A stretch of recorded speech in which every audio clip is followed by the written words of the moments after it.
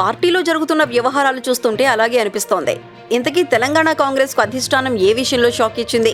ఎందులో అంటే రాజ్యసభ ఎన్నికల్లో. ఎలాగంటే ఏప్రిల్ 2వ తేదీన తెలంగాణకు చెందిన 3 రాజ్యసభ ఎంపీలు రిటైర్ అవుతున్నారు. వాళ్లని ఎంపిక చేయడానికి ఈ నెల 27వ తేదీన కేంద్ర ఎన్నికల కమిషన్ ఎన్నిక నిర్వహించబోతోంది.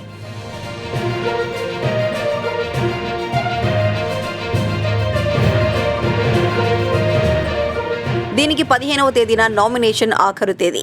అసెంబ్లీలో ఉన్న ఎమ్మెల్యేల సంఖ్య 119 ప్రకారం ప్రతి రాజ్యసభ ఎంపీకి 30 మంది ఎమ్మెల్యేలు ఓట్లు వేయాల్సి ఉంటుంది. దీని ప్రకారం కాంగ్రెస్ కు ఉన్న 64 మంది సభ్యులను లెక్కలోకి తీసుకుంటే 2 సీట్లు రావటం ఖాయం.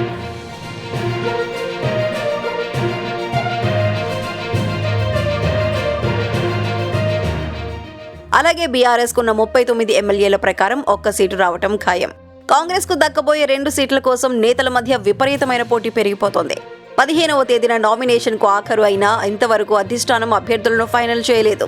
ఈ నేపథ్యంలోనే సడన్ గా ఒక ప్రచారం మొదలైంది.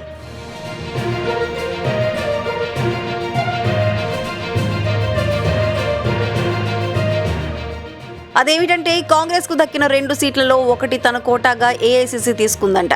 ఏఐసీసీ కోటా అంటేనే ఇతర రాష్ట్రాల వాళ్లకి అవకాశం ఇస్తుందని అర్థమైపోతోంది. తెలంగాణ నుండి విహెచ్, రేణుకా చౌదరి, జానారెడ్డి, చిన్నారెడ్డి, మధ్యాష్కి గౌడ్ ఇలాంటి వాళ్లు ప్రయత్నాలు చేసుకుంటున్నారు. అయితే ఏఐసీసీ తరపున అజయ్ మాకెన్ కు 1 స్థానం రిజర్వ్ అయినట్లు పార్టీ వర్గాల సమాచారం.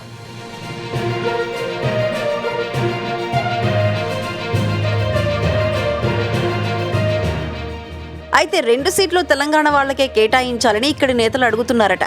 ఏదేమైనా ఏఐసీసీకి 1 సీటు రిజర్వ్ అయితే మిగిలిన సీట్ కోసం పోటీ విపరీతంగా పెరిగిపోవడం ఖాయం.